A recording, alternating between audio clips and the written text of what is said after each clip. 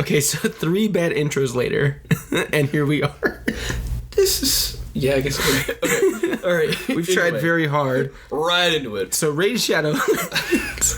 I would like to start by saying Black Lives... Very serious, and no laughter in my voice. Black Lives Matter, and if you disagree... Fuck you. Yeah, Black Lives Matter. Well, you know, I feel kind of guilty. And I should, but I feel really guilty. Not because I'm white. I don't have any kind of white guilt or anything. But I feel really guilty because I didn't always support Black Lives Matter. Like, I never believed Black Lives didn't matter. Yeah. But I used to be one of those guys that Were you like one of like the All Lives Matter people? Kinda. I never really got in with that crowd either. I just thought both sides were stupid. Yeah, I always felt like I was never like big in the All Lives Matter things. I'm just like it's like all it is like. I feel like it's like black people, or not black people, like everybody is like Black Lives Matter, and the people that are like All Lives Matter, it feels like they're saying, hey, we matter, and then it's like, not as much as you think, and it's like, no, that's the problem is that they do matter as much as they think. Yeah. Well, that's, I mean, I back in 2016, shortly after Harambe, when the world went to shit, it really has been downhill since then. It really has. But on a serious note, back in I think it was 2016 or 2015, right? When Trump was, you know, his campaign was going, and that's kind of when the Black Lives Matter movement kind of became prevalent. Is it that long ago? Yeah. It was before he was elected. That was about 4 years ago. Jeez.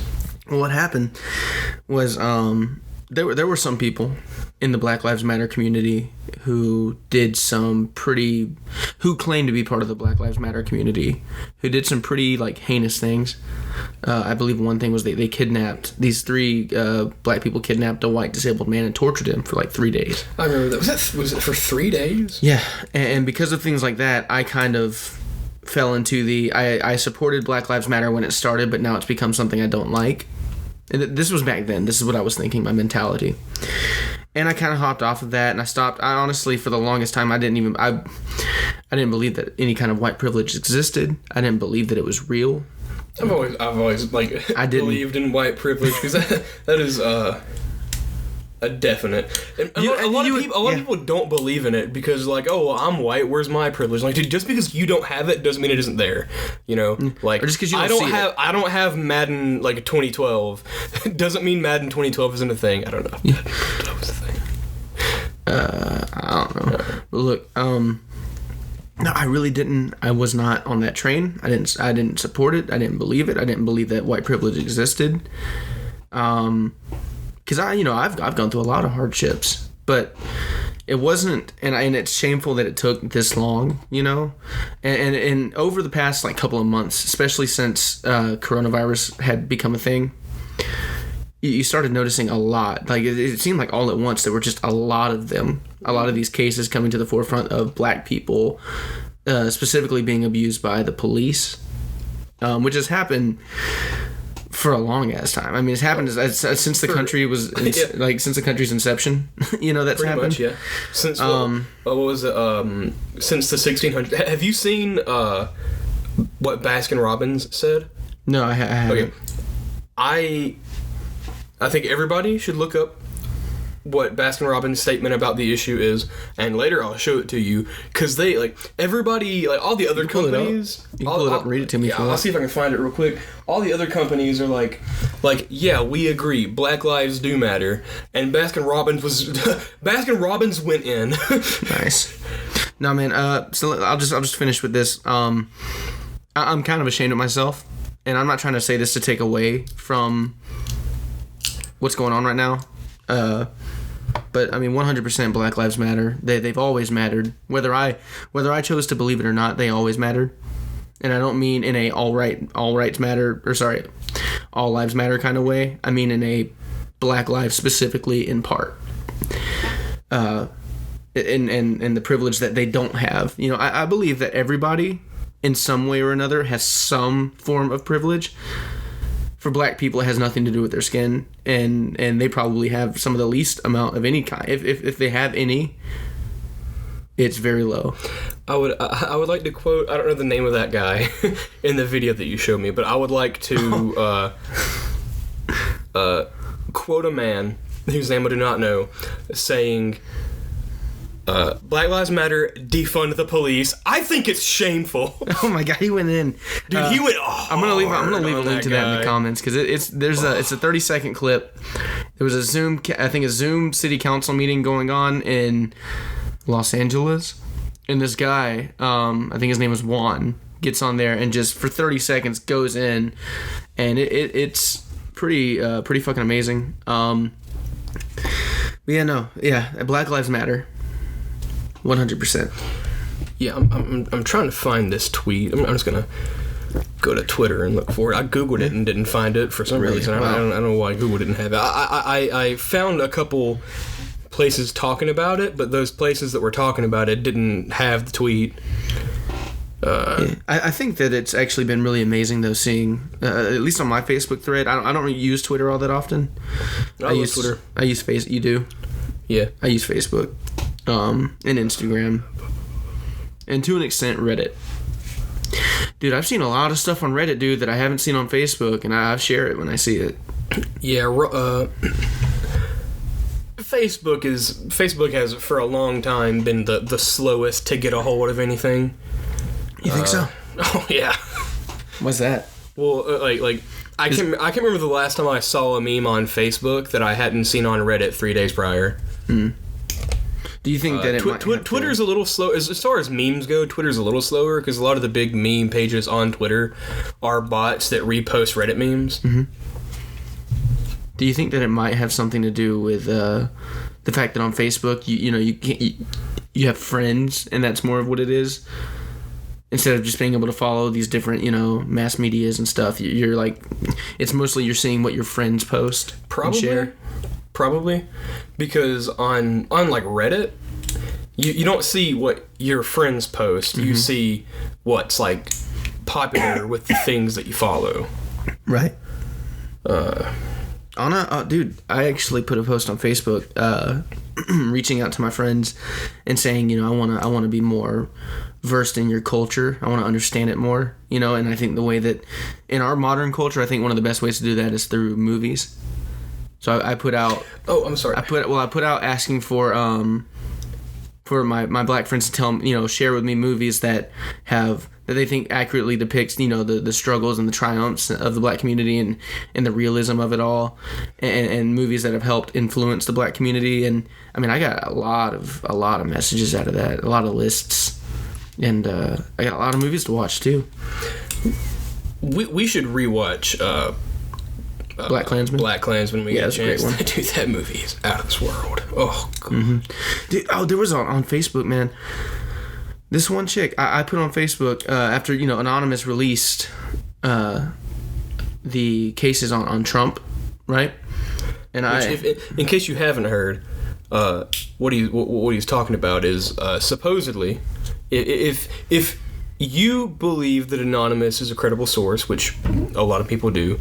Apparently, Trump is one of the Epstein pedophiles. Yep, in a bad way too. I mean, a big bad way. Not that there's a good way, but yeah. There's no good way. I mean, he's like one of the top guys there. I read the whole thing. The whole case towards one of his victims, Kelly, something. Maybe she doesn't want her name out there. I don't know. It was vile. Yeah, it was vile. Horrible. And I put that, and on Facebook I saw somebody talk about how courageous Trump was, or how he had the guts to come out of the White House with his National Guard. And I was like, I mean, I went off and talking about the guts it takes to walk out while surrounded by a bunch of armed men there to protect you. That's really got guts there. The guts to dodge the justice system. He paid more. He paid, for one case, it was like $22 million in a settlement with one of his victims. In the other case, it was $14 million. But a couple of them were small. A couple of them, I don't think any of them were under $1 million. But the thing is, it would have cost him less to have his lawyer get him off for lack of evidence. Yeah. So why would he pay that much? Why would he pay that much if he was innocent? Because he's not innocent. He's a fucking pedophile. And I commented as much on this post, and this girl said, "Oh well, I still support him." And I'm like, you will support somebody knowingly a pedophile? Like, even if you don't believe the facts, it's okay. But she didn't say that she didn't believe the facts. Yeah, she didn't. She said that in spite of that, she still supports exactly. him. She didn't. And dispute. you know why? She said she supports him because he is our leader, and all leaders should be supported. And I was just like, how's that boot leather taste? Yeah, for real. I asked her as much, man. I was like, tell me how that boot tastes for real. No, I mean, what, would you support Adolf Hitler? You're right. Yeah. yeah. He was a leader, so you supported him, right? Jeez. That's how that works, right? What about Pol Pot? Like, how do you feel about Mussolini? Oh my god, dude. What about Emperor Palpatine? You liked him? Did you like him? Joseph Stalin. You a fan of the Stalin man himself? Who did you pull for in Star Wars? I want to know. You should ask me that. You still looking for Baskin Robbins? You couldn't find it, dude. I didn't find anything on the Baskin Robbins Twitter, and then also another source saying that it might have been Ben and Jerry's. I searched for Ben and Jerry's Twitter. I didn't find it. Look up on Google Ben and Jerry's. I did. Oh, okay. Nothing. I know they donated some money. The tweet that I found was it wasn't like a tweet. They tweeted a picture of their written statement. And it was long. It was pretty much talking about how like this is like the culmination of systematic racism that started back in like the 1600s with like the Mayflower when we first like came to America and founded our colonies. It started then, and since then it's just been getting worse and worse. And now we've culminated to this point. What about it was a pretty powerful statement. I wish I could find it, but I just couldn't get to the bottom of it. Who's Joe Rogan's producer? Who is that? I don't know. You know what I'm talking about though on the show? He's got his guy, Jerry? No. Yeah, I don't know. Well, he's got a guy that's like, he's always like, hey, pull that up, man. Or look it up. Yeah. The meme about Kanye being on the podcast. Didn't your wife fuck Ray J? Hey, Jerry, can you pull that up for me?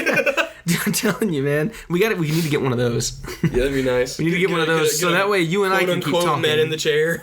Yeah, that way you and I can stall until the information gets out. I know one thing. You know, it's nice to see people that you like giving money to support the Black Lives Matter movement. And if you haven't seen, I'm pretty sure I told you about it earlier. Pokemon donated $200,000 to the Black Lives Matter movement and to the NAACP. Ooh. So that's awesome. Yeah. Yeah, good for them. It's pretty fat. And they've got a bunch of different they got a bunch of different places that you can go to donate to for various things. You know, I think NAACP has an open donation box. Really? I think so. I know that Minnesota Freedom Fund is one. I use that one. I've heard of the Minnesota Freedom Fund. I have heard of that, and I've heard of another. I can't think of what it's called, but there is like I don't know if I doubt anyone would use this movement as a way to make personal gain. I feel like I don't have a lot of faith in mankind, but I feel like you would have to be an especially awful person to do that. Here's what I think. But there's been some Venmo tags, some Cash App tags going around for fund collections to be used to post bail for protesters arrested. Yeah. Which I don't know how I feel about that because it's Cash App and Venmo, but again, I doubt that someone would use something like this for personal gain. I doubt that they would say that and then pocket the money. I do not believe that would happen. But I'll say this though. Do I think people would do it? Yes. Do I think that the community would oust them before they had a chance to cash in on much? Yeah. Yes. Yeah. And those funds though are really important. Especially the bail ones. Those are the ones that I use, like the ones where they're bailing out protesters because police are arresting peaceful protesters for no reason. Beyond arresting, we've talked about how much Black Lives Matter and how much this movement is needed. Now let's talk about kind of an antithesis. Let's talk about the police. The police, not just you mean the largest gang in America. The police and the governments behind them, like the cities supporting what they're doing, they are actively taking away our First Amendment right. Well, let me go on record here saying, fuck the Huntsville, Alabama PD. Yes, Absolutely. The Huntsville, Alabama PD. A lot. They at one point during a peaceful protest. I have firsthand accounts from friends that were there. Videos. I wasn't able to make it. I was in Birmingham at the time. I was in Birmingham at the time too. That's right. Yeah, we were there. I was coming through. Yeah, I was driving up. Oddly enough, I was driving up. If I'd come a day before, I could have made it. Yeah. Mm-hmm. So there's one tomorrow in Tuscumbia. Though. I have friends that were there. Okay, so what the like city of Huntsville is trying to claim is that the police took a knee to the protesters to show support, when really what they were doing is they took the knee and then they put their gas masks on and then tear gassed the peaceful protesters and then maced them. I have a friend who was maced and was stuck in tear gas because the Huntsville police sucks. Here's what else they did. America. They blocked in protesters. So that way, because the curfew thing. Let me talk. Well, it's not even this. Huntsville doesn't have a curfew. Huntsville does. Okay. No, but here's what they did do, though. So, a couple of things. It was the NAACP that held the rally, that held the protest, and they had a permit for the protest that ended at, I don't know what time it was. We'll say 7:00, right? So at 7:00, the police basically let a bunch of people out, and then they blocked it off and cornered in all the rest of the protesters who didn't want to leave, who don't have to leave because the Constitution says they don't have to leave. Yeah, we have the right to peaceably. Yeah, and that's when people talk about, where's your, they don't have a permit. Here's my fucking permit. It's the goddamn Constitution. Yeah, it's the Constitution of the United States of America, specifically the First Amendment. I was a constitutionalist before and after this. I think that people should have the right to listen. Listen. Dr. Martin hardcore turned me on to the constitutionalist way of thinking. Yeah. Well, let me say this. I think people should have the right to be racist. I hate them. I think they're terrible. Oh yeah, I disagree with you and think that you are awful. They have the right to be that way. We have the right to be out in the street protesting it. Mm-hmm. We have the right to publicly shame them. In fact, I would say it's our moral responsibility to publicly shame them. Absolutely. Oh yeah. And to go out in the street and protest, which is our First Amendment right. And I believe we should be using the Second Amendment right to guarantee the First Amendment right. To defend it. I don't know if you saw. One of the things I've been saying. May I? Yeah, go ahead. One of the things that I've been saying since the start of all this is we need to use the Second Amendment right to defend black lives. Yeah. I mean, sure, defend all lives, but specifically, in part, black lives. All lives need it, but right now, black lives really we need to use the Second Amendment to defend them. A lot of people on the Black Lives Matter movement who are specifically leftists, right, have called for higher gun legislation, and in some places, outright assault rifles, in quotation, assault rifle bans.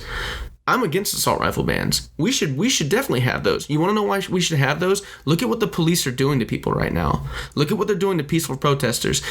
You want to know why the police didn't attack those protesters, the white people, besides the fact that they're white, right? People saying, you'll tear gas peaceful protesters for Black Lives Matter, but you won't tear gas the protesters, the coronavirus protesters with AR-15s. That's why. You start tear gassing them, they start shooting. Yeah. We need to come out. I'm not saying we need to go shoot cops. Let me put that. I'm not saying we need to go shoot cops. Yeah, no. We need to shoot the bad cops who try to shoot other innocent people. We don't need to. Don't go out there and start gunning down police officers. However, if you need to use a gun to defend yourself against tyranny, use a gun to defend yourself against tyranny. Mm-hmm. And it's easy enough to say that. Problem is, if a cop is out there tear gassing people and you return fire, you're a martyr. Dead. You're a martyr. You're a martyr for the police. Suicide by cop. It is. Another thing, police have been using rubber bullets. I don't know if any of the viewers have actually seen rubber bullets. Those things are huge. It's not like, okay, so it's like 3 inches by 2 inches wide. Say you have a standard rifle. Bullets, they're large, but they're not. I mean, they're not exceptional. Yeah. Rubber bullets dwarf them. Rubber bullets are huge. Well, they look like grenade launcher grenades. And rubber bullets are not meant to be fired directly at a person.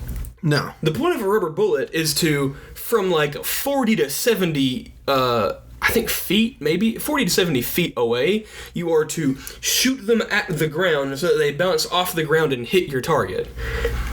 They aren't doing that. They are they are getting closer than like the range they're supposed to be at and firing directly at not just protesters but journalists, The media.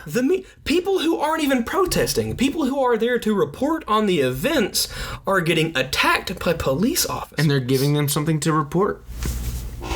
I mean, Absolutely. It's ridiculous. Good God. And the thing is, there are all these fucking bootlickers out here defending it. Yeah. Saying, well, they should be in their houses. I wonder what your stance was on during coronavirus. Yeah, they all these people really went from, we won't stay home, you're oppressing us, to, well, that's what you get for being out past curfew in a week. Literally. In a week. That's fucking ridiculous. Dude. Look. It's baffling what's going on right now. It really is. We're seeing... It is just, ugh. We're seeing innocent people being gunned down. I saw a video where this guy was shot in the head by one of those rubber bullets, knocked him out cold. He dropped. Yeah. I thought he was dead. Yeah. In the video, I thought he was dead. He's in the dangerous. hospital. They had to shave all of his hair off. He's in the hospital with a contusion. Oh, yeah. It's terrible. Yeah, that stuff People have lost their eyes that from stuff it. can take your eye out. Yeah. Dude, it's rough. If it hits you, if a rubber bullet hit you square in the eye, it could go through. Oh, yeah. And kill you. Yeah, stuff is uncool. Mm-hmm. And they're just straight up just what about for headshots what with about that, that old man that was pushed down and was bleeding from his ear? The 75-year-old man Pushed down, bleeding from his ear, and then when those two cops were suspended first, which is the first step, and then they were charged. They have since been arrested. In my opinion, it needs to be backwards. You're arrested, and because you're in jail, you're suspended from your job. Yeah. And then the other cops, I heard were resigning. Yeah. I saw a thing Which good riddance. Get the fuck out of here. From a source from the NYPD. There are like 6 resignations a day on top of standard police force retirements, which means that if it continues like this, or if it gets worse, like America could run out of cops. I'm not saying we don't need police. We need better police. Oh yeah, it's like have you heard the Chris Tucker quote about how there are good cops, there's the bad eggs. It's like some jobs can't have bad eggs. Yes. He equates it to like if you're flying like I don't know, like Delta Airlines. And they're like, yeah, welcome to Delta. Some of our pilots like to land safely, but we do have some bad eggs. Yeah. You can't have that. You can't have that. Mm-hmm. There are jobs where you can't have that. If I fuck up my job, if I fuck up on my job, we might have to reshoot a scene. Yeah. Because I direct things and make videos. If I mess up on my job, I might have to make another taco. Yeah. Yeah. If I don't kill somebody when I fuck up on my job, yeah, I'd have to. I could, I guess, if I knocked a light over, and I could, I guess, technically. Yeah, I guess people could die from accidentally, my job, but you don't accidentally shoot somebody in the face. Yeah, you don't accidentally choke a person to death. No. By the way, what is Daniel? The guy from Minneapolis. The guy who I don't remember his name, man. I think it was Daniel Shava. Yeah. I believe that's the name. His charges were upgraded to second-degree murder. Now, apparently, I heard that we don't want to push for first-degree murder. Because it wasn't. I don't think it was first-degree murder, because first-degree murder. I don't think he had to plan it. Is premeditated, which means he planned to kill that guy. He planned in advance. I don't think he planned to kill him. He just got there, but I think he meant to. Yeah, I don't think it was he just didn't plan it. Yeah, I think he meant to kill that guy. I think he meant to kill him. Yeah, absolutely. It just wasn't planned. He didn't wake up that morning to go on the force gate. I'm gonna go find George Floyd. He wasn't like writing in his notebook about how he's like, oh, this this guy's gonna use a counterfeit 20 and I'm gonna go murder him tomorrow, you know? Yeah. Or if I catch this one guy using a counterfeit dollar bill, I'm gonna go, stomp his teeth in, or I'm gonna go knee on his neck. I'm gonna go suffocate him to death. No, but I think what happened is they did what they do to black people. They escalated a situation that had no escalation needed. Yes. It took 5 guys. You're supposed to have this great training. It took 4 or 5 of you it took 4 of you to get them on the ground. Yeah, 4. I call bullshit. Yeah. Like, listen, you could be the biggest guy in the world. It doesn't take 4 guys to subdue. Especially when, look, I have friends that are police, and I don't hate all cops. And I have to make this clear. I'm not police bashing. I'm holding police accountable. And if you don't know the difference, that's your fault. Yep. And you need to fix that. Not our that. problem. You need to understand the difference between police bashing and police accountability. If you think me saying, "Hey, police shouldn't be tear gassing innocent people," is me saying I hate the police, get the fuck out of here. You're a fucking idiot. Yeah. I don't want to. I don't want to talk to you. That is a smooth brain mentality, right? Yeah, yeah. Fucking koala over here. No, man. No, it took 4 of them to do it. No, they got on his neck, and here's what happened. I think what happened is people were recording them, and I guess obviously without that accountability, without that recording, like, props to the people who kept those cameras going. Yeah, I obviously would have loved for somebody to jump in and stop it, but again, suicide by cop. Mm-hmm. You jump in like that, you go attacking an officer, they're not going to go for their taser. Yeah, you die. And even if they did, you know what's going to happen to you when they get to the jail?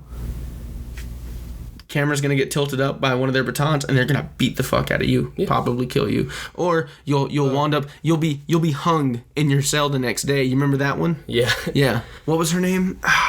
Oh, I don't. You know what I'm talking about, though? Yeah, I know the situation. I don't know her name. But anyway, it's ridiculous what's going on. So, back to what you were saying about using the Second Amendment to defend the lives of... Oh, yeah, you can check out my Instagram. You can see how much I love the Second Amendment. There was in a recent protest, Black Panther members showed up on, like, the front lines of the protest with assault rifles. Dude, that's hot. Yeah. That's sexy. Yeah. That's fucking fine. Yeah, did it for me. Oh, yeah. I would be on the front line with them. Oh, yeah. That's what we gotta do. I bring my guns with me. I'll go, yeah. Shoot tear gas at me while I'm holding this rifle. See what happens. Yeah, I dare you. Yeah, this is a Second Amendment audit. Suck my cock. No, I 100%. I love that. I love guns. I think guns are fucking awesome. Oh yeah, they're great. Fucking love. We went shooting at the range. I wish we shot an M16, baby. Automatic. It shit was fucking hot. Full auto. Dude, it was wonderful. Loved every second of it. We shot like 5 different guns that day. Yeah, cost us some good money, but damn, it was fun. With every penny we spent. Yeah. Good clean family fun. Yeah. It really is. It really is. And if you don't believe it's family fun, in the, I guess, shooting booth next to us. In the lane. The lane. The 2 lanes next to us. There was a dude with his 4 or 5-year-old. No, he was like 8. Are you sure? Dude, he was like real short for maybe an 8-year-old. 6. Maybe, but there's no way he was. No, he was, because he was doing like modern dances, and kids don't. I mean, I'm gonna say 7. I don't know. I'm gonna say 7. That's about how tall I was when I was 7 or 8. You were short as fuck at 7. He was tiny. No, he was probably about right here. He was definitely not that tall. Yes, he was. I stood next to him. I did. I stood next to him. He was like, you were getting the rifle with a suppressor while I was saying max height. Whatever. Dude, Billy max height. All right, let's say 5 to 7. Say 5 to 7. Okay, I agree with that statement. Okay, so 5 to 7. His dad would teach him to shoot. I'm kidding. You know what? 2 to 3. No, because he was more than a toddler. Yeah, he wasn't a toddler. I mean, he was old enough to hold a gun. Yeah, but they were teaching him how to shoot, and I loved it. I thought it was cool. And guns are fat. Yeah, guns are great, and we need to use them to protect. Obviously the First Amendment, but black lives, rights in general. Yeah, and the lives of anyone that doesn't deserve it. Well, it's baffling me. What's baffling to me is just the lack of constitutionalists. The most constitutionalists I've ever met outside of like the Libertarian Party are Republicans.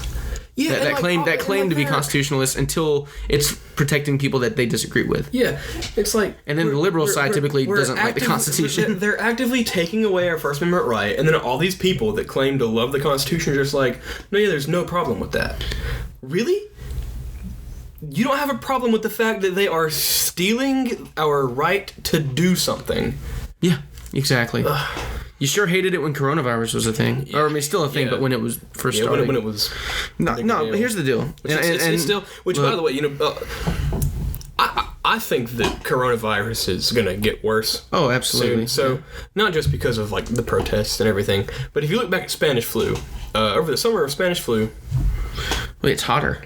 Well, over the summer, when Spanish flu was around, the numbers of cases and deaths dipped a good bit, and that winter, it exploded.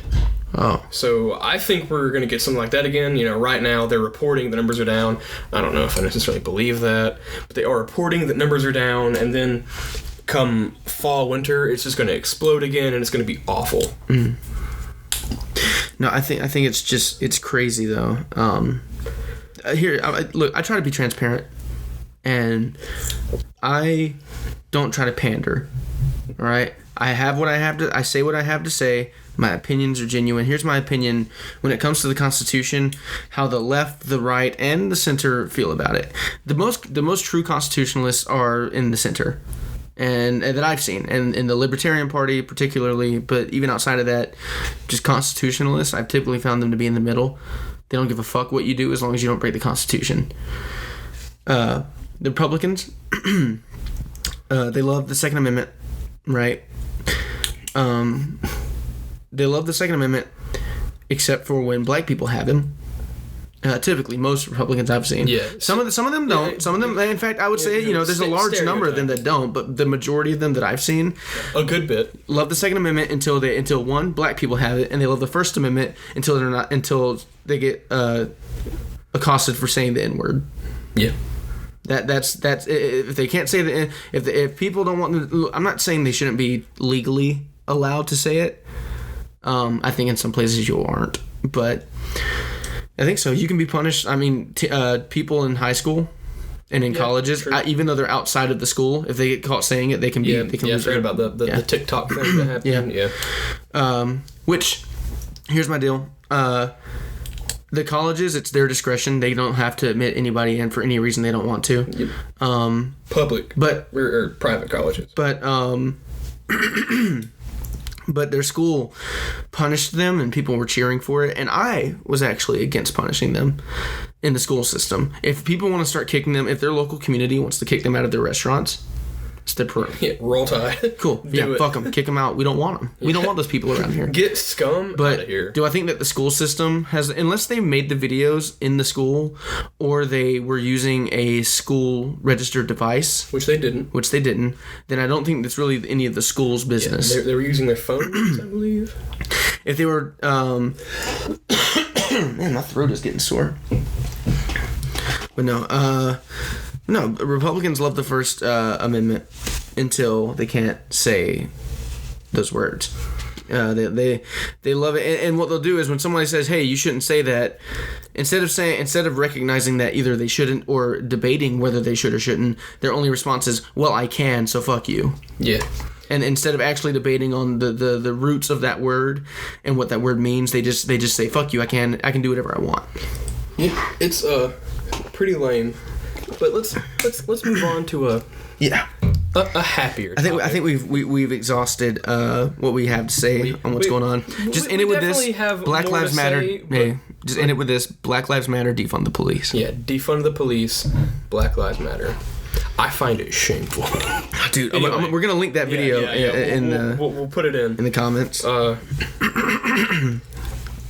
So recently, I think like yesterday, day before, we watched the newest season of Rick and Morty. Mm-hmm. Over 2 days, we watched the entire season. It's only 10 episodes. Yeah, and it was pretty good. Is that 3 hours and 20 minutes? Give or take. Yeah, it was alright. I liked it. It's not my favorite season of Rick and Morty. I think season 2 is still my favorite season of Rick and Morty, but it was pretty. There was some. It was pretty good.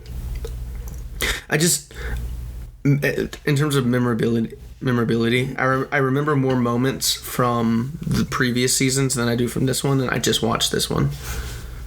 Yeah, I think I don't necessarily think it was more tame because there was some outlandish shit here. Oh yeah.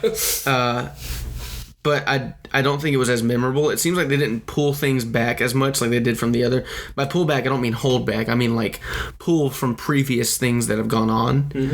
Mm-hmm. They did bring back a couple of characters. One I thought was dead, but who? I thought Birdman was dead. No, they brought it back. Did they? Yeah, like in season 3. Like the episode he was killed. I'm pretty sure. No, it might not have been, but it was like a no secret after his death that he was revived as Phoenix person. I thought he was dead. Yeah, no, that Bird person. They did not take long to reveal that. I just missed that. I think the best episode was the super meta episode, the continuity train. It's pretty funny, yeah. That was a pretty good one. Which, series created by Dan Harmon. Yeah. And I like him. I watched all of Community, and Community is very meta. There's a character named Abed who's a film major in the series.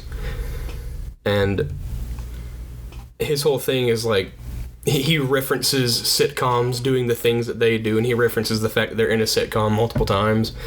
And it was nice to see Dan Harmon do more meta things, and I thought it was a very fun episode and a nice little callback to his previous material. No, the most memorable scene for me from this entire season, I think was the first episode where Rick was constantly going into these different dimensions of Earth. Yeah. Everywhere was Nazis. Yeah, everyone was a fascist except the shrimp people. No, it wasn't the shrimp people, it was the wasp people. He came out the wasp he came out people. and he goes, Hail Wasp Hitler? Whoa, where's this coming from? What the hell? Yeah. He's like, Morty's been looking on some weird threads. You shouldn't, you should keep that, on the video. He was like, we eat people, we sting people, and sometimes instead of eating them, we lay our eggs in their eyes. And even when you're that big of a monster, the least you can do is show a little compassion. Oh my god. I mean, it was pretty gruesome. I mean, there's one scene, they're at the dinner table, and the math teacher is like a slug version of him. This is like a worm. A worm. Something like that. Caterpillar, yeah. And they're sitting there like just stabbing him with their tongues, pouring acid on him and then eating it, Pass me the acid. Sucked they hit his eye once, like pulled his eye out. He's like screaming for mercy. And then he winds up, he's under so much stress that he shoots out his babies onto the table, and he's like, run my babies. And then Morty's like, bonus, and just eats all three from in front of him. Yep. I mean, it's pretty gruesome. There were some dark scenes, but boy howdy, is it I remember you lost it in one episode. It's the vat of acid episode. Morty wants Rick to make this thing where like he presses a button and it saves a point in time. And then whenever by the way, spoiler alert for the whole season if you haven't seen it, but it was not for the whole season. We're just gonna spoil like that point, that episode. But I'm talking whatever I remember. Whatever. About. He presses one button and it saves that point in time. Then he can press another button to return to that, kind of like a video game save point, but like for a checkpoint. Yeah. And he does a lot of bad stuff, and then he meets this girl. And he saved like a minute or two before he met the girl. And then he meets her at a coffee shop, and they end up dating, and they have this like wonderful relationship. It's awesome. And then with troubles too. They end up like having like a big fight and maybe breaking up. The whole relationship is told as like visually while there's music over it, so we don't hear them. So like maybe they break up, maybe they don't. But they get back together and decide to go on a trip to Alaska, and the plane crashes on the way, and they're stranded, and they end up having to like cannibalize dead passengers and all kinds of stuff. And then barely surviving. Yeah, Morty sets out on a journey to go find his bag so he can get the reset the device and reset back to the save point. And then he gets it. And instead of doing that, he dials 911, and they get saved. Him and his girlfriend end up being fine. He dramatic. He goes like a huge like recovery period. It's awesome. It's beautiful. Yeah, it's quite lovely. And then they get home, and at the welcome party, Jerry finds the remote, hits the reset. Thinking it was the TV remote. Yeah, hits the reload button, and it puts Morty back before all this happened. Right before they met. Honestly, I hope they kill Dan. I hope they kill Jerry off. Jerry. Did we call him Dan?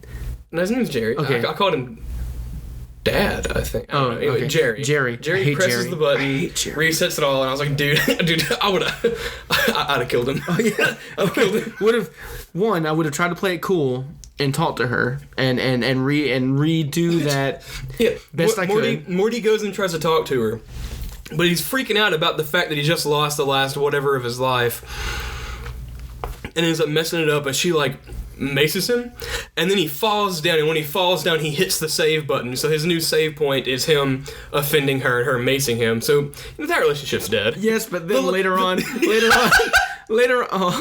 there's like a big vat of acid, and he is like threatening to kill himself. He knows that it's not really acid. He's doing it for like he's doing it to get out of trouble. To get out of trouble. And as he's about to go in, she like comes to the crowd, and she like I guess maybe had like a some sort of lost memory of him or some shit, and she busts through the crowd. She's like got her arm out like almost as if she's saying Morty, and like she didn't say anything, but we see her, and then he like falls in the ash, and she's like oh, and then runs away. So he was this close. Dude, poor guy. Dude, fuck Jerry, dude. I would have done that, and I would have probably killed Jerry. And then there's like the whole... I honestly would have done that. I would have played it cool with her. I really would have. I would have made myself be cool. Would have done that, right? And then, as soon as I got home, save point. Like as soon as I got home later on, save point. Beat the fuck out of my dad, kill him, and keep reversing. I mean, just would keep redoing that. I would. A lot of anger. Not save point through that entire relationship. Yeah. How did he not save point? Sure, I understand. You know. Okay, so like throughout the relationship, we see who mistakes that fucking remote? It's a remote with two buttons. He mistakes it for the TV remote. Yeah. I hate. But like, Jerry. if it were me, because like, at one point through the whole like montage of their relationship, he meets their parents. How you don't, if you have that technology, how you don't save before meeting your significant other's parents? Oh, yeah. Or before you get on the airplane. Yeah, he pulls it out thinking about it, and then he didn't hit it. I would have hit it. I'd hit it. Save. In a heartbeat. I'd be so afraid I'd accidentally press the... Look, I would save it and then take the... I would save, take the batteries out. Yeah. Like I would hate to like have my remote in my bag and it get hit by something and like you know what I mean. Mm-hmm. Let's see what I'd be saving every so minutes. My girlfriend or now my fiance would be like, why do you always carry that remote around? Don't worry about it. Yeah, I don't even know. Do not worry about it. Trust me, I carry it around for us. This is not for you. It's not for you. It's not for me. It's for us. If I ever say the wrong thing, I'm going to rewind it. If you ever say the wrong thing, I'm going to give you another chance to fix it. Dude, sometimes, man, Jerry pisses her off. She might smack him, and he's like, all right, let me try it again. Oh, my God. I'm just kidding, dude. But yeah, Jerry sucks. Dude, I hate Jerry, dude. What was... Morty. I said Jerry. I meant Morty, but... What was... Dude, I fucking hate Jerry. And then there's Rick and Jerry are surrounded by these bad guys. And so Rick hands Jerry a gun. He goes up to the bad guys. He hands Jerry a gun and tells him to aim it at them and like protect him. And Rick goes up to the bad guys and he says, everyone drop your weapons. And then Jerry behind him drops his gun. He's like, not you, Jerry. He's like, not you, Jerry. Classic. I'm like, dude, Jerry is just worthless, man. I hate Jerry. Couldn't even hang up Christmas lights. I thought that was pretty funny. Oh, yeah, it was great. The big bouncy Jerry. What was the other plot line of that episode? I don't remember. Morty and Rick were off doing something. And Summer, I think, was with them. No, I don't think that was the facehugger episode. Was it? No, it wasn't. You're right. What did they go do? I don't know. However, it was an alright season. Not the best season. It's not the best season. I definitely think season 2 is the best season. Oh, season 2 is awesome. Yeah, season 2 was great. Season 2 is when I started watching the show. The season 2 finale still hits. You know what I mean? Yeah, that's playing Hurt. Yeah, it's like the 9-inch male version of What are you in for? Everything. And by the way, I'm Jerry and I suck massive balls. Yeah. Dude, I hate Jerry, man. He's the worst. I love it. Definitively worst character. What was the episode where with the talking cat and Jerry? Oh. And he's like, "What about the talking cat?" Oh. And he's like, "Well, if there's a talking cat, it's a totally different event that has nothing to do with me, like Hitler or you begging my daughter." Oh my God. apparently, so there was this talking cat that accompanied Jerry through the B story of this episode, and at one point they find themselves in Florida on a yacht, and No, they don't find themselves in Florida. Well, the they went to destination is Florida. well, sure, but like later on in the episode, we find them like they're in Florida, and then some shit goes down. Rick picks them up. They're driving. And Rick stops in the middle of nowhere, says, stretch your legs. Well, real quick, the whole point is the cat doesn't want to talk about how he can talk. Yeah. He every time the question comes up, he's like, yeah, well, I ask questions, and he avoids it. Yeah. Yeah, I'm a talking cat. What else do you need to know? Let's have fun. Yeah. Out in the middle of nowhere, they get out of the spaceship where they land in the desert, and Rick traps it in a box, and it's like, I'm going to do a scan wipe, figure out what the deal is, and he scans him, and when he looks, Rick Sanchez flips out. Yeah. Like, he is freaked out by what he just saw. Like, it scars him. Jerry sees it and like vomits uncontrollably. Whatever this cat was into, he was into some messed up stuff. Yeah, we never get to see it. Yeah, we never see it, but Probably never will. We hear it. We hear like screams and stuff coming from it. But whatever, war crimes probably some messed up stuff. So you think the cat was doing it? Oh yeah. Yeah. Well, then why did Rick let it go? Fear? Maybe. Yeah, but man, he yelled at it, I wouldn't have yelled at something I was scared of like that. The cat goes and finds, that was the dragon finds episode. a dragon. Yeah, Morty gets a dragon. Turns out having a dragon kind of sucks. It cheats on him with Rick. It cheats. It quote unquote soul bonds with Rick, which is like sex, like an orgy to them, I guess. Yeah. At one point, they have to have like a 10-way. They make like the 10-man super orgy phoenix spirit dragon or some crap like that. No, they were.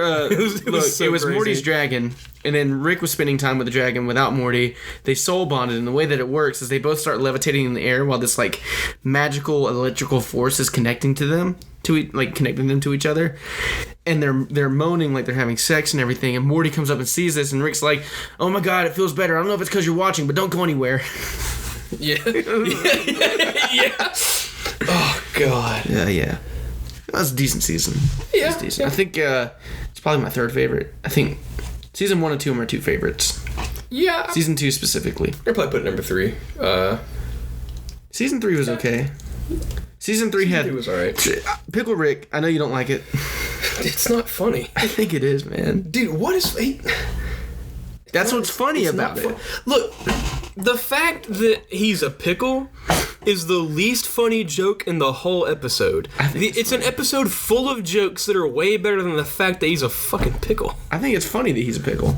Why? Why is that funny? It's just funny. It's like, of all the things he could do, he makes himself a fucking pickle. That's what makes it funny. That's not funny. It is funny. It is funny. Look, of all the things in the universe he could do, he's like, fuck it, I'm making myself a pickle. I'm Pickle Rick! Like, that's not funny. I think it's funny. Oh, I think it's hilarious. And then he finds himself in the sewer, and he's like taking over like roaches and then over like rat bodies, and because he's a genius who turned himself into a pickle. I think it's funny. Anyway, Pickle Rick's probably the best episode. No, it's definitely not. It definitely is not the best episode. Oh, man. So, there's this author that I love, right?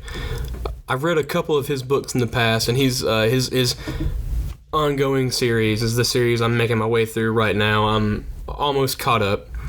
His name is Brandon Sanderson. Great guy. He's the bomb diggity. And he recently revealed that he is working on a graphic novel called The Dark One. Issue 1 is online for free if anybody wants to check it out. But it's basically the way he described it is, you know, all these stories with prophecies about how the hero will do great things, you know, etc. Well, he's like, well, imagine if you received a prophecy that you would be the great destroyer. You know, you would be the bad guy in the prophecy, and you would win. And that's, like, the story that he's trying to tell. And the first issue, pretty out there. I'm interested in seeing where it goes from there, but it's cool. The art style is pretty neat. Yeah, check it out. It's pretty cool. Cool, yeah. Yeah.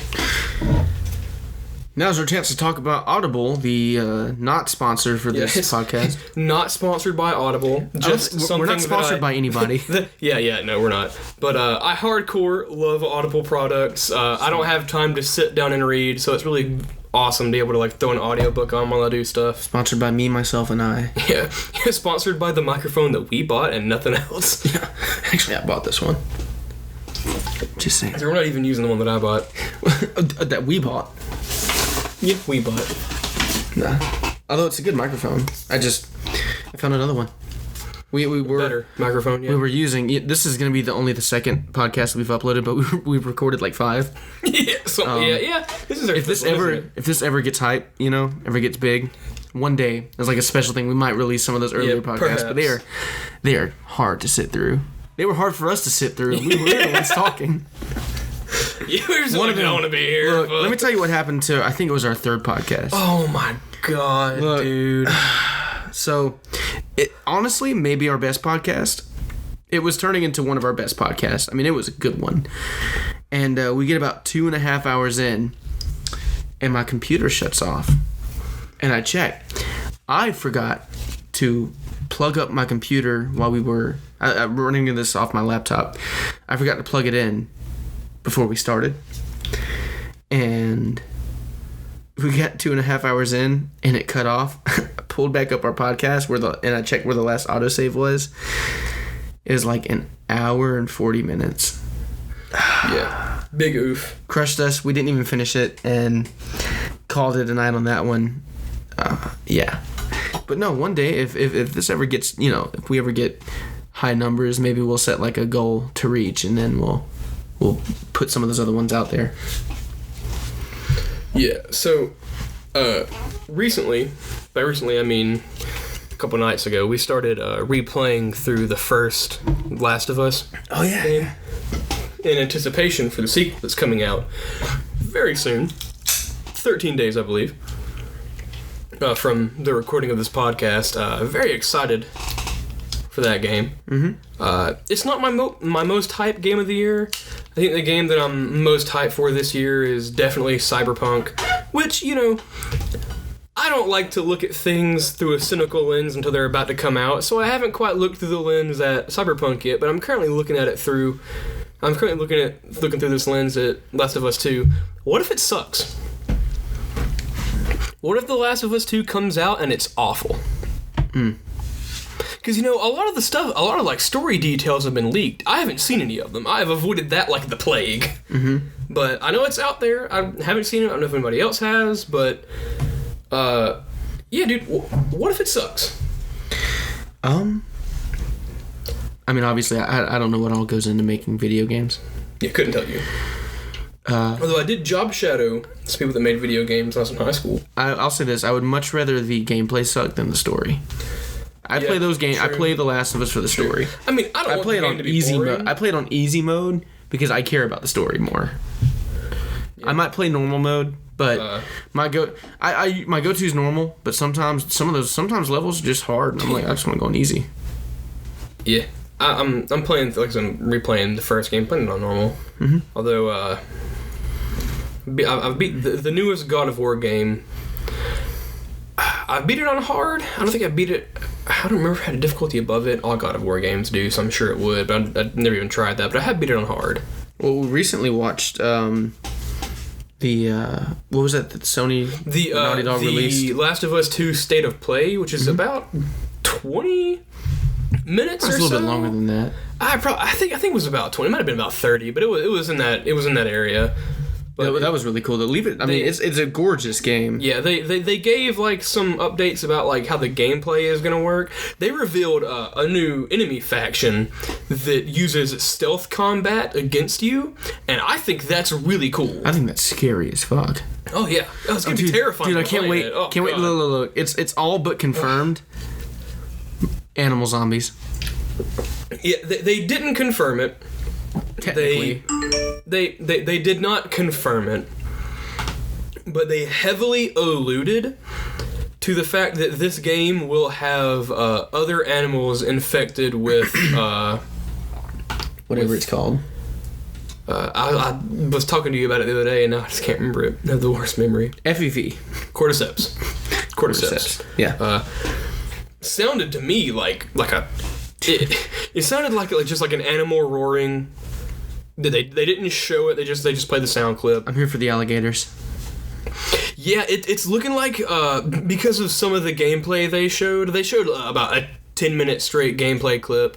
Yeah, there's where you're and like then other in rivers and stuff, and other little like shots from inside the game. Yeah, at one point they're on a boat. I would not be surprised if this game had alligators and other animals infected with the cordyceps fungus. Dude, it's. I hope this game's dark. It's supposed to be. Because judging by the trailers I've seen, it looks like it's going to be pretty vile. Who was it? Who's the? I know it's. I'll just say Naughty Dog. Naughty Dog said, or a rep from Naughty Dog, I think it was the director of the first game. Just someone on the team. Said that the first game is about love. The second game, the sequel, is going to be about hate. Can't wait. So it's going to be darker. We know, it's supposed to be darker. We don't know what happens. We know that Joel and Ellie, years later, how was Ellie 14? Right? In the first game? Yeah, she was 14. She's now 19, so it's 5 years later. Well, the game takes place over a year, so I guess it'd be 4 years after the events of the first game. Was the first game over a year?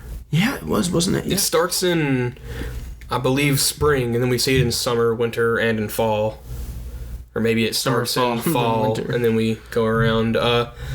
But, yeah, it takes place over the course of about a year. So I'd say probably 4 years after the events of the first game. She's 19, she's all grown up, and they are... at the end of the first game, they go back to where Joel's brother is. Mm-hmm. And I don't know if they stayed there, if they're somewhere else in this game, but they're in a community. Something happens. I'm assuming someone attacks their community, and so Ellie decides to set out for vengeance. That's what People are going to die. Oh, yeah. I think Joel's going to die in the first act. I think Joel will die. I don't know how long the game's going to be, but let's assume the game is like a good 20-hour story. I think Joel will die in the first 7 hours of the story. Okay. That's what I believe. I believe Joel won't make it past the 1/3 mark. And that's tragic because I love Joel. Oh, yeah, he's great. Don't want him to die. I think he will. Mm-hmm. Oh, yeah. Yeah. Can't wait for that game. It looks beautiful. The gameplay they showed looked really cool. This game looks kind of like a combination of the first Last of Us and Uncharted 4 with they had the grappling hook mechanic and all that stuff. Mm-hmm. I think it's neat. Naughty Dog's big trademark is having to move those carts around so you can climb up on things. Move boxes to climb heights that you can't climb without boxes. Yeah. It wouldn't be a Naughty Dog game without that. Yeah. It's too much. Yeah, so, but recently, Tuesday, I believe, a game came out called Valorant. For those people that haven't heard of Valorant, it's basically Counter-Strike fused with Overwatch. And now, I don't care about Counter-Strike. Never played it, probably never will. I don't care about Overwatch. I've played some Overwatch. I don't care about Overwatch. I don't care. It's whatever. But Riot, they're okay. I played a lot of League of Legends in my day. It's, The game is fine. The community is trash. Yeah, the game's all right. The community is incredibly toxic. But Valorant, I have, as of right now, I've probably played a lot less Valorant than a lot of people. Definitely a lot of people. I've only played 5 games of Valorant. But undefeated, baby. I am currently undefeated. Definitely not due to my own merit, but that doesn't change the fact that I am undefeated. Oh yeah, champion. My first 2 games of Valorant, I had 2 kills. it was bad. We won. I definitely got carried. My next 2 games, I think game 3 I had 6 kills. Maybe game 4 I had 7 or 8. But game 5 I did damn good. I think I went So Valorant, it's first to 13, so you can play a max of 25 games. Our 5th game, we went to round 25. It was 12 to 12, game point round, tiebreaker round. I was sweating. And I think I went like 12, maybe 13, but I think it was 12 and 17. It was awesome. Felt great about it. Did way better in that game than I did in my other games. I think I finally found the gun for me in Valorant. Nice. Yeah, it's like the most expensive gun in the game, but it's pretty good. Game's fun. Well, sometime I'll show it to you. It's interesting. It might not quite be your type, but we should. But I feel like I should show it to you. I'll take a look at it. Mm-hmm. I like. I'm really in on Rainbow Six Siege though. I like that one a lot. See, okay, so Rainbow Six Siege. I got a couple of friends that play it, and I'm sure that if I played it with my friends like you and Jason, I'd have a good time. I just don't really have a lot of interest in that game. When they first announced it, I was like, oh yeah, that seems neat. You know, it feels like a really cool tactical version of Cops and Robbers. Kinda, yeah. Search and destroy. Is it just search and destroy? It's there's search and destroy. I say Cops and Robbers not as like a game mode of anything, but like you bad guys versus like cops, I guess. Like, sure. Like teams meant to go in. Well, it's kind of like Counter-Strike in that way. Yeah, because you don't respawn in that game, right? Isn't it like? No, you don't. But is it multiple rounds a game? There's it's first to 3. First to 3, so it's a lot quicker than Valorant. Well, it's yes, I'm sure. I don't know how long the rounds are, but less than 2 minutes a round. Ours is about 3 minutes around. Okay, and it's and real quick, it's first to 3, but if I'm not mistaken, you have to be up by 2. So if it's 2 to 2, that's not game point match.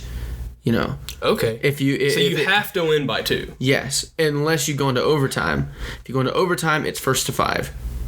So if you go into overtime, that basically means you have 3v3. So it's first to 3 unless it's close, and then first to 5. It's first to 4. I'm an idiot.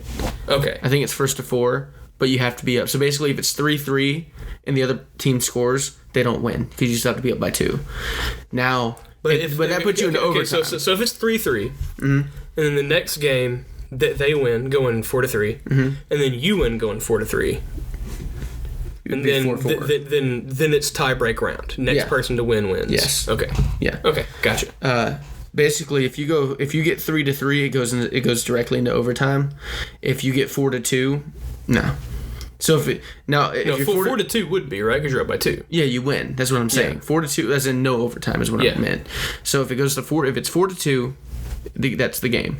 But if it's 3-2 and then it's 3-3, that's when overtime starts, and then it's first to 5. So if you go 4-3, you don't win. You have to get to that 5th win. Mm-hmm. So you're trying to get to that 4th win, and you're trying to get to that 4th win and knock it out. And the reason that it's 4 is because it gives a fair chance for the other team. Let's say your team is killer on defense, but you start on offense. Yeah. You can't go 3 rounds and lose that and then be out. You get that one last chance to come back. Yeah, it's like in Valorant, after round 12, I'm pretty sure, it forces a swap. So you have to play on both sides no matter what. You could go you go 12-0 on defense. You're still gonna have to play at least 1 round on attack because you got to get to 13 to win. Mm-hmm. So, is it the same way in Siege? Do you have to play both sides to get the W? Yeah, because you can't win unless you... The minimum that you can have to win is 4. Every 3 rounds it swaps. Okay, got you. So you will get a chance to play the other side. Right. No matter what. Okay, cool. Siege is great. There's all kinds of crazy, stupid, fun tactics that you can do. There's is it operators? Is that what they're called? Yes. So it's customizable to a fault. It's not like you create a class and this. You take the operator that you want, or just any operator you have, and you can customize within there. So each operator usually has 1 or 2 guns to pick from in their set. You can pick one of those and you can customize adding there's no limit to the amount that you can have. Like if you want to put the suppressor with a scope and maybe I don't know if there's anybody that has an extended magazine, but yeah, if you want to do that with like an extended magazine, you can. It's not like you can have 2 but you can't have 3. You can get all you want, but it's limited because you only have the choice between like those 2 guns. And each operator has different stuff. My biggest complaint with the game is how long it takes you to get operators. If you don't buy one of the special packs, I think you can pay money to get those operators. I wouldn't call it pay to play because one of the best operators in the game is one of the first operators you get. Progress, I guess. Maybe, but even if you look at it, it's getting 900. If you're getting $1,000 in that game is nothing. Like 3 or 4 rounds, you got that, and after you do that, you can buy one of the best operators in the game in Thermite. On the tier list, he's like he's an A tier or S tier. All right. And you can do all kinds of tactics in that game. If you're playing with certain people, you can, I've won because what I did is I won one match. It came down 2v1. We were the aggressors, and it was 2 of us versus 1 defender. The way that we did this was I went upstairs to a floor vent above them, or it's not a vent, but it's a square in the floor that's more vulnerable than the rest of the room. And I put my thermite charge on that. Then I ran back downstairs because the guy was holding up, trying to watch all corners. I detonated my thermite, blowing open that hole. So he looked up thinking somebody was going to drop in. And when he looked up, I turned the corner and blasted and killed him. Yeah. So in Valorant, I don't know, because like I've only played big boy strats. But I'm currently level 5, and at level 5, you get to just unlock a new character. I don't know if it's like every 5 levels you get a new character, but at level 5, it gives you someone new. I haven't played the new character I unlocked because it was after my 5th game that I logged off, and I unlocked her and then I quit, so I haven't played her yet. But also in Siege, a typical round in Siege starts with, if you're playing offensively, there's usually 1 building. Sometimes there'll be 2 buildings, but they're connected. But typically there's 1 big building, 3 or 4 floors. Somewhere in there's either a hostage, a bomb, some sort of weapon is set up in there. You have to find out where that is and then go neutralize it or rescue or something like that. All right, so the way you do that is you start off as a little drone camera on the ground, and you have to roll in there and try to find it, scan enemies. Yeah. And there's cameras all over the place. I mean, it's really tactical. So in Valorant, there's not like a bomb already in place. You have something called the spike.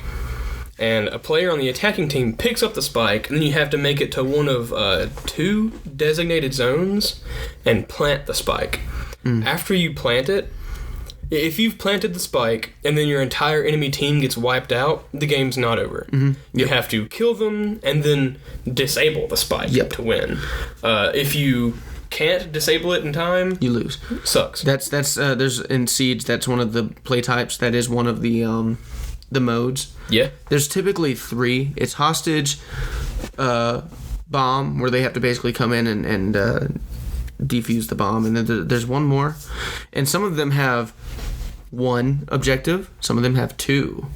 So you can have, which is so basically hostage, there's only 1 hostage, and it's in the center of 1 room, but it's the nuclear devices is one of them, I think, and it's set up. There could be 1 over here and 1 over here, and the defending team has to pick which one they want to defend, and set up walls and barriers and such. And I'm trying to think. There's 1 more. I think there's 1 more, and it's a bomb, and it's in 1 room as well. And it's basically what you just described, except the difference is that the enemy team starts in that room with it to defend it. Okay. It's not a race to see who gets there first. It is we have 30, 45 seconds to set up our defenses and then get ready for you to try and take it. And I've seen some crazy stats pulled off. One of my strats pulled off. One of the strats that I did was I played Glaz, which is a sniper, and I went on top of the building. He's an attacker. I went on top of the building, and slowly my whole team got taken out. And I waited for a minute, not a whole minute, because a minute in that time's a long time. I waited for like 20 seconds. and this guy came running out. An enemy came out of the building. If an enemy comes out of the building, you automatically know where they are. It's enemy detected outside of the building. He came running out, I guess looking for me, and I sniped him on top of the building and knocked him down, but I didn't kill him. So his teammate came to pick him up, and I sniped that one. And I just kept doing that until I killed all of them except for one who knew what the deal was up, right? So I went downstairs, I peeked a corner, and he like smoked the room. I smoked the room, and I ran in, and I got the last guy. Nice. And it felt awesome. Yeah. I had like 5 seconds left to do it. That's why I was rushing the room. I was hoping I could draw the other guy out. When I couldn't get him out there, I let the other guy bleed out, and I went in. Because I had the bomb. Yeah. I had the diffuser for the bomb that was already inside. So if the guy wasn't going to come out, I was going to leave him alive because, one, if I shoot him now, I've got zero collateral. If I leave him outside alive, the last guy inside might try to make a break for him, and when they do that, I'll plant the diffuser and I'll wait and I'll hold up inside and let them come to me. So, but I was running out of time, so I had to rush it. I've had that happen a couple times, where it came down to the wire and I had to rush for that final kill. And I pulled it off a couple times, but most of the time I don't. It's really hard to pull those things off. Yeah, I'm not a great player at this game. Oh yeah, no, I'm not good at Valorant. Yeah, I'm okay. Yeah. So one of the things that I've recently gotten into, because I bought the new mic, is doing some voice acting roles or auditions and working on, speaking better. And I'm trying to slow my voice down, or slow down the way that I talk, because I'm really bad about just mumbling and rambling and all that. So I recently started putting out some auditions, and I got one callback for School Bus Graveyard is what it's called, and it's a non-profit, not getting paid to do it, which is fine. I wasn't doing it to get paid. I was doing it for fun. And I got the lead male role in that one, so that's nice. Pretty cool. Mm-hmm. And when I was doing my audition, they really liked my voice, but it wasn't deep. It was too deep for a teenager, which I disagree. But I had to basically really lighten up my voice for it. They wanted me to do one more audition where I tried to lighten my voice a little bit, and I did it and got it. Found out a couple nights ago. Righteous. And I'm pretty jazzed. I got to record all of my lines. I don't have that many lines for the first couple of episodes, because each episode is only like 2 or 3 minutes, maybe 4. Really? Yeah. And I don't have a whole lot of lines because I'm the co-lead. Okay. There's the main character's a female. I'm kind of the You're like the lead male. Sure, yeah. And so I've got a couple of lines I need to record before and send to them before Tuesday.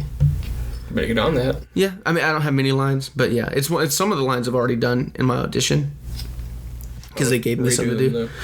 Oh yeah, I'm gonna redo them. I'm just saying, I don't have a lot of lines. I'm probably gonna do them tomorrow because I'm gonna be in here recording anyway for my other job. So yeah. So apart from that, something I recently got into. I've been interested in it for a while, but last weekend I finally made the plunge. There's a game, Warhammer. I've always I think 40K is cool, but I've always been more of a fantasy guy than a sci-fi guy. And so I was more interested in Warhammer Fantasy, which is now Age of Sigmar.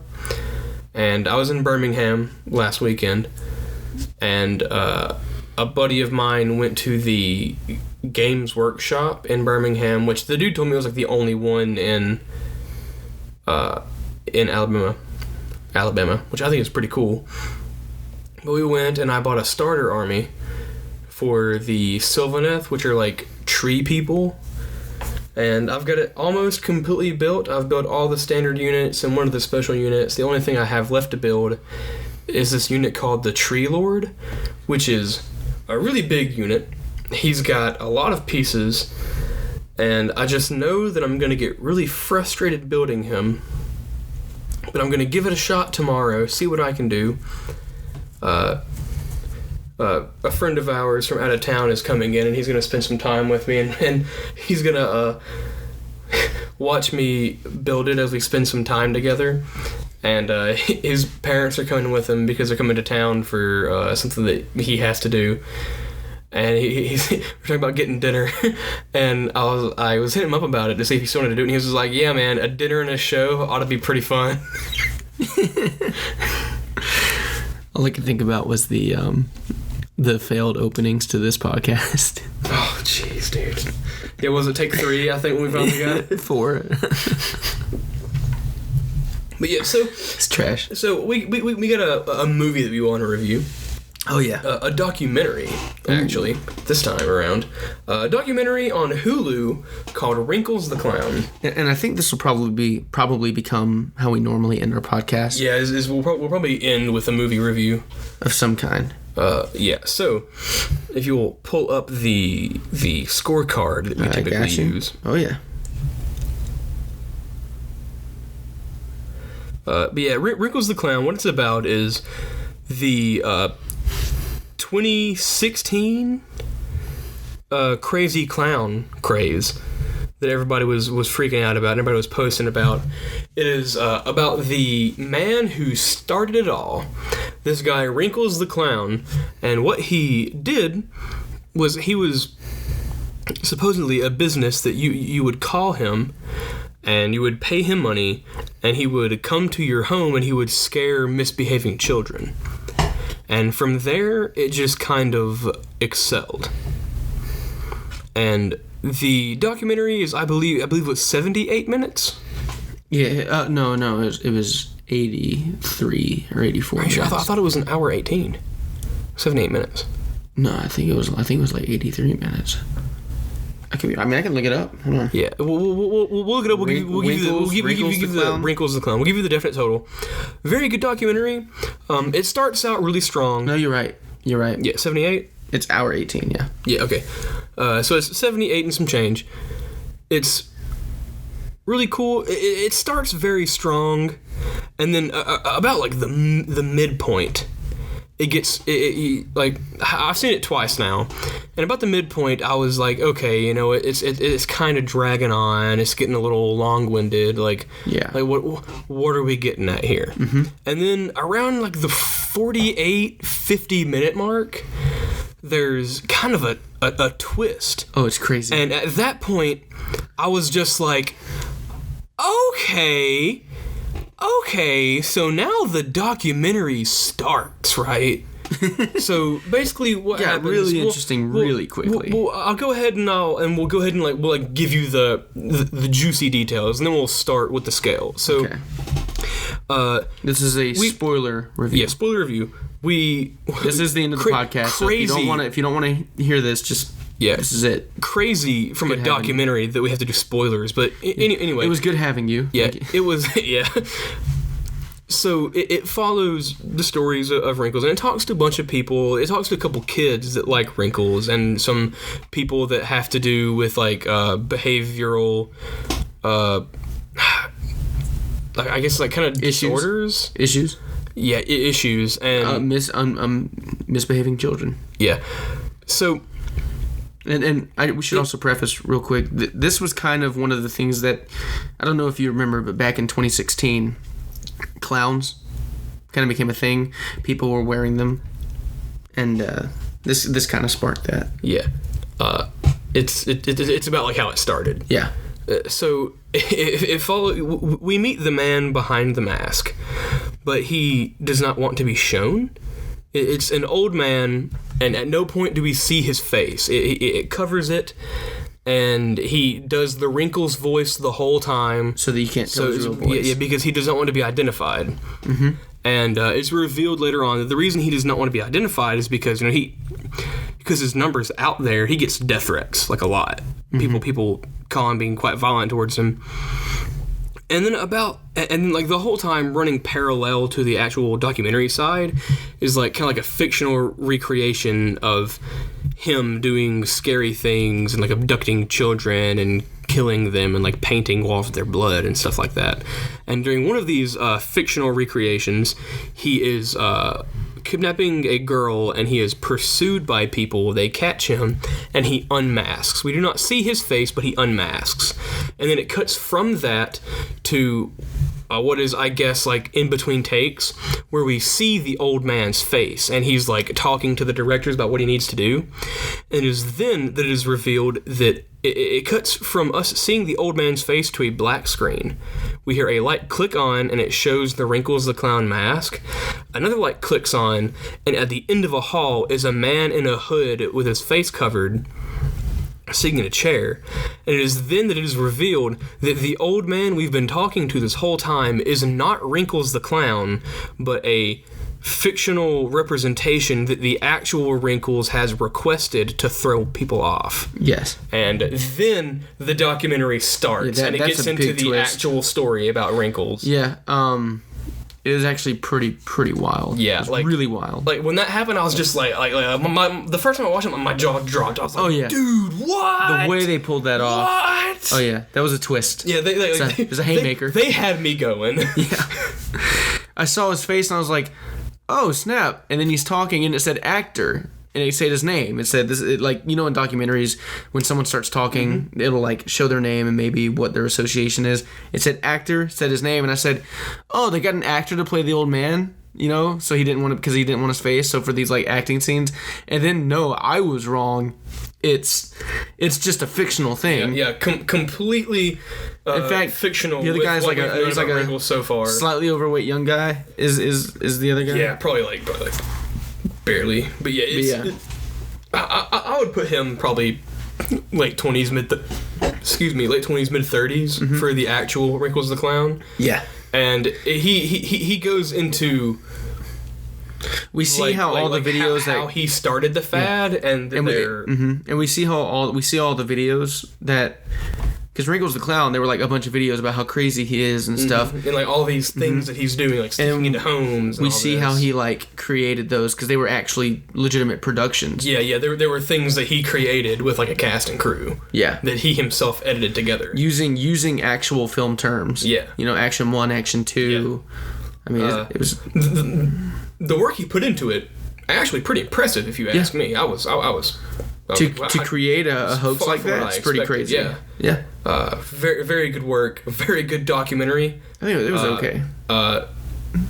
I didn't expect how it ended. Definitely the last like 30 minutes of the documentary, in my opinion, are hands down the best part. Yeah. But the last 30 minutes are worth the rest of the film. Yeah. Because like I said, the middle part of the documentary is kind of a slog. Through it gets old, it gets a little bit much, and you're just like, okay. When are we gonna get to the? When are we getting to meat? Yeah. When are we really gonna dig into what's going on? So I think we should just go ahead and rate it. Yeah, let's go ahead and we'll dive in. All right, lighting. I thought the lighting was excellent. I did too. Because like I said, there's a lot of like fictional recreations of things that happen, and those were those looked like they were legitimately just those dug pretty good into some. It looked like they were shooting a horror film. Yeah, and then a very well filmed. And then take out the fictional recreations of these clown stories that they've the whole opening wasn't natural. It was all staged. Like until the big twist, it was all staged, but it was legit. Yeah. It really wasn't all staged because like all the stuff revolving around the old man as Wrinkles, that was staged. That's what I'm saying. Yeah. All of that was staged. Yeah. But it felt so real. That's how it. At no point did I think this is all kind of faked. Yeah. No, it felt I bought it. I totally bought it the whole time. I thought it was just a straightforward documentary, but no, it was staged, and the lighting definitely played a big part in that. I'll give lighting an 8. An 8? Yeah. That's fair. Direction, a 10. Dude, 10. Yeah. Dude, out of this world. As far as documentaries go, out of this world. Writing. 10. 10. Yeah, out of this world. Plot line. Well, documentaries don't really have a plot line. But this one kind of did. Because that twist created a plot line. Yeah, it kind of did. I would give it... And with a twist that well, and a plot line that was good, you know? I mean, look, the Scientology documentary, which we'll do next time. Yeah. We'll review that in the next podcast. We'll have to rewatch it, but yeah. I guess I'd give it a plot line. Give it a 9 on the plot line. Okay. 8 maybe? 8.5. I can't do halves. Well, you can't. Okay, we'll give it an 8. Okay, 8. Well, 8.5 rounded is 9. We'll just give it an 8. Okay, 8. Character development. Now that is where we get to. I would maybe give that a 7 because we did see certain, like I said, there are children in this documentary who are kind of obsessed with wrinkles, and they did grow. Mm-hmm. In some ways, like we see, we're presented with with like one idea of this, and then by the end of the documentary, we've spent enough time with these kids to know that what we initially thought wasn't necessarily correct, and our thoughts of them change. Well, if you look at the character of Wrinkles, and I'm not talking about just the fictionalized version with the old man. But the clown Wrinkles. But if you took the guy, the old man, and all that. If you took what Wrinkles was to the viewer, like me watching, and you started at the beginning to the very end, it's completely different. Yeah, it is because it goes from this like asshole who wants to scare kids for money to this guy who like wants to leave a legacy of the good things that you can do. Through non-conventional clowning. Yeah. So I give it a 7. Yeah, I agree with that. A 7. Yeah. Use of camera to tell the story. Camera was great. I give especially the horror scenes. I give it a 9. You think 8? You know what? I would go 9 because of how well they hid the old man's face until the reveal. And I think how well which was expertly done. And I think how well they made it feel like a documentary. So much so that you believed it. Yeah. That it was because let's be honest. That was not a documentary for the first half of the movie. Part of it was. It's a mockumentary. Part of it was. You think so? Yeah, because the things he talked about with the children and the parents that used Wrinkles and the folklorist and the guy from MSU. Yeah, but the main part. I would say pre-reveal. Yeah. It was a good 2/5 of the documentary wasn't about Old Man Wrinkles. It was genuine recounting from people that are involved with this. I think their ability to go, and this may be more in the editing, but it's going from the fictionalized horror story that they're telling about Wrinkles the Clown abducting this child and stuff to the actual documentary / mockumentary parts of it. I think the way that they used the camera during those scenes was great. Yeah, the cinematography behind the fictional recreations were great. The colors were really good. The way they shot it. Did you feel a definite? I felt like the film was quite inspired by Halloween 2018. I felt some heavy inspiration from sure. it. But I agree. A 9 on the camera. I'd go with that. Pacing. That's where it kind of pacing. No, I'd give pacing probably a 4. A 4. 3 or 4. I was gonna go 5. I can meet you with 4. Meet me with 4. The pacing was because. Like I said, the first 10 minutes, really cool. We get to meet everybody, and it's awesome. Yeah. And then, like I said, the mid, I did find myself checking the time. It really is a slug to get through a good portion of the film. I think that it's only 78 minutes, but God, it feels longer than that. It really, at times it does drag along, and it does feel a little much. But I feel once the reveal hits, from then to the end, you're engrossed. I think this could have been an hour-long documentary. It could have been. That would have been. It could have been. But no, pacing, I'd give 4. Give it a 4. Story structure, I would give that a little bit higher than the pacing. I think the pacing kind of took away. Maybe like a 6. Well, I think the pacing kind of took away from the story structure. Kind of. If the pacing was better, the structure would have felt better. But the way that they've crafted this narrative that made us the audience believe we're watching a documentary about this old man who is Wrinkles the Clown, and then it turns out. I mean, I keep going back to that. Yeah, well, because that's the big point of the documentary. And I think that the structure that built that, you get what I mean? Mm-hmm. And I think that the way they constructed that story, they put a lot of work into that. And that's what I'm saying. I think the way they constructed that story, because they had to create a whole backstory for this character. Yep. They had to make it believable. Yep. They had to make it not seem fake. Which they did. He gives a backstory as to why he does this and why he like goes out to do all these things, and it's all false. It's all fictional. Yeah. Here's the deal with the story structure with that. They had to make me believe that parents are calling, and he's doing it, right?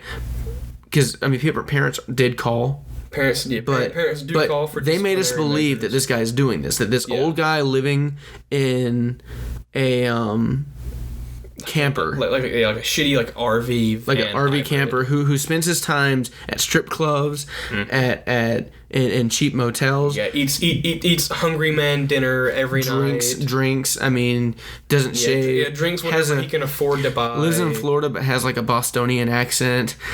Well, that was the clown. The whole thing was like he gave all of his interviews as Wrinkles the Clown, and Wrinkles the Clown does have like a New Yorker-esque accent. Yes, but it made us believe that was a real thing that this guy was doing, and that people were calling him and he was showing up and scaring kids. When that's not what was going on, but it made us believe that story structure that built him as a legitimate character. Yeah, it spun one hell of a tale. So one hell of a tale just wasn't the case. I'm gonna give it a 7. Actually, is what I would give it. A 7. All right, 7. Yeah. Meaning behind the story.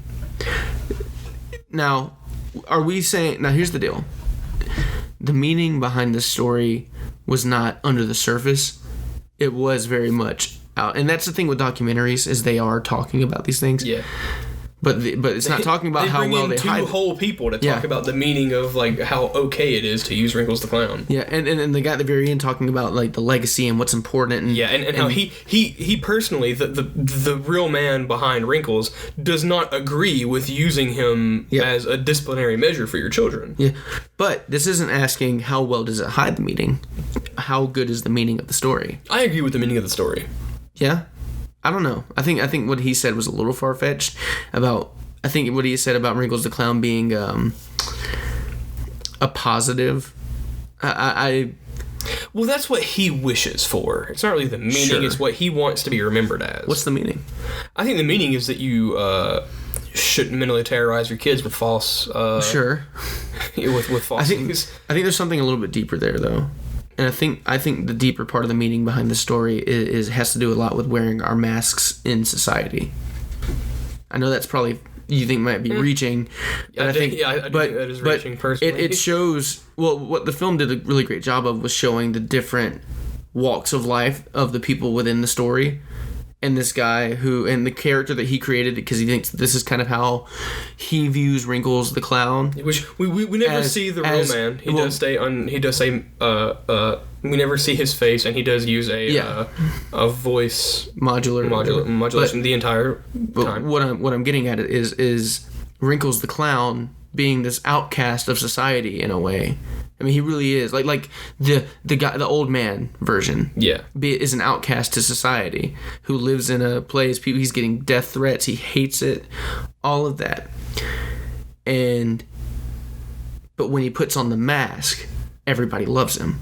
Everybody's calling him. They love him. Not everybody loved him. Most people that they showed. He got genuine death threats. Yes, he did get death threats, and that's what I'm talking about. When he doesn't get those death threats while he's wearing the mask, he gets those death threats at home. Through the phone. Through the phone. So what I'm saying is that idea that when he puts on the mask, which kind of goes back to Halloween and undertones of the Halloween movie, is when he puts on the mask, it's society likes him. And they think his videos are cool, and they think his videos are freaky and unique. I don't see how that relates to Halloween. Michael putting on the mask when he comes out. They hated the symbol of the mask because it was Michael's mask. The way I'm relating to it in Halloween is that idea that Michael became Michael when he put on the mask. Like Michael Myers may have been Michael Myers, but when he puts on the mask, in the new one, it made the mask is a really important thing. Yeah, him getting the mask is a big point. And that's what I'm talking about is that idea that like he's this character of Wrinkles the Clown. When he's not in the mask, he's getting death threats over the phone. He's annoyed. He's at strip clubs, shitty motels, eating crappy food, drinking shitty beers, all of that. But when he puts on the mask, does drink shitty beer, yeah. when he puts on the mask, he's in society. That's how the society wants him. And so that's what I mean is like that kind of deeper undertone to the film. I think the meaning behind it's pretty cool. Okay. Well, what would you give the meaning? 5 or 6. 5 or 6? I'll give you 6. I go through all that. I'll give you 6. What did we say for the story structure? We said 6. I think. Or did we say 7? I think we said 6. I think we said 7 though. We might have. Okay. I'm putting 7. Go ahead. Diversity. I mean, a little diverse. There were mostly white people, but there was some black a black father-daughter. Yeah. And that was really it. There were women too, so. Yeah, I keep forgetting that women have to do with diversity. They were though. There were. Yeah, but like. Yeah, 5 sounds fair. Yeah, I give it a 5. Bechdel test. 0? I guess don't rate it. Skip that one. Cool. Skip the Bechdel test. It's a documentary. Bechdel test does not matter. Sound? I mean, it was good. It was a documentary. It's a documentary. I think I heard everything that was said. There wasn't like ambience or anything. Let's take out maybe just the straight recording of the sound, but maybe the sound mix too. It's a good sound mix. It did a great I definitely appreciate how the music was never overbearing compared to the spoken words. I think the sound was good. It was did a good job mixing in between scenes, blending different scenes together. So I think also some of the sound choices, some of the music choices were good. Really fit into those horror vibes. Yeah. So I'd give it 7, 8. Yeah, I'd give it a 7. Definitely not an 8 in my opinion. Okay. That was Bechdel test. We skipped that one. Get out of here. We don't want you.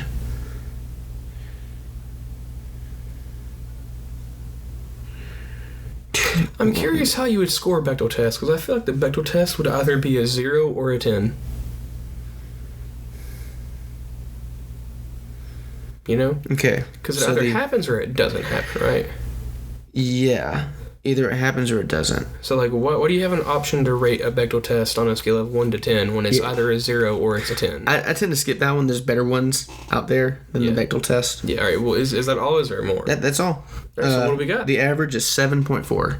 7.4. There you go. That's what we give Wrinkles the Clown on Hulu. It's not bad. It's not bad. It's not bad. Yeah, if you can get through it's very rewarding. You know what? Let's go and give our final thoughts. Okay, final thoughts. It starts very strong. The middle is quite the slog, but the slog is worth it to get to the big reveal and what's beyond. If you can get past the middle of it, it's very rewarding. And it's not that big of a chore to sit through the middle. I don't think it is. Yeah. It does slug, but it's not that big of a chore. I think we make it sound worse than it is. It's really not. It is interesting. Yeah, I feel we are overselling how bad the midsection. Yeah, it's not terrible. It just kind of is a chore. It's not as good. It's not as strong. It's not as strong as the first and last. 1 and 3 rather. Mm-hmm. So no, final thoughts. If you can get past the middle, it is very rewarding. Yeah, if you can sit through 30 minutes of content that might not be exactly what you want to do, it's definitely worth it. Definitely, in my opinion, worth the 78-minute watch. Yep. Right? And I showed Luke Akira, the anime film from 1988. I had never seen it before today. And we will talk about that next time. Yeah, all right. And theme song.